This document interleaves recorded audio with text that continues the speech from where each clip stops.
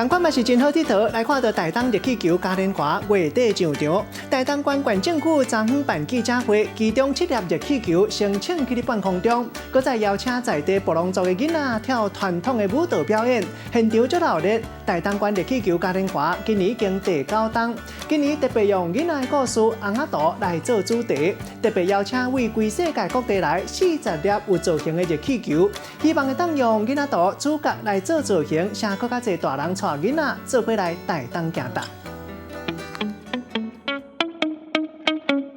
规片青淋淋的平洋，几落粒色彩艳丽青笑的热气球，豆豆啊称悬。台东热气球嘉年华要伫月底闹热来上场，县政府嘛特别选伫个透早来举行这个叫花热场的记者会，找当地布农族的小朋友做伙来跳传统的舞蹈，现场是闹热刺刺。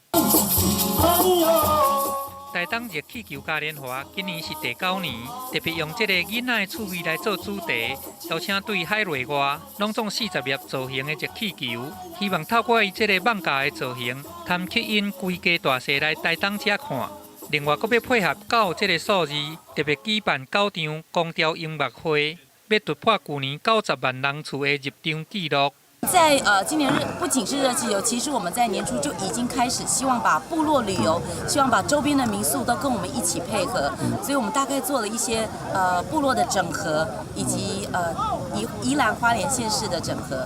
除了热气球，县长嘛表示讲，嘛当咧整合部落的资源，希望会当策动这个宜兰花莲台东规线面透机旅游，要互民众唔但会当坐到热气球，还可会当体验到东部特殊的原民文化，来一撮无同的台东旅行。记者综合报道。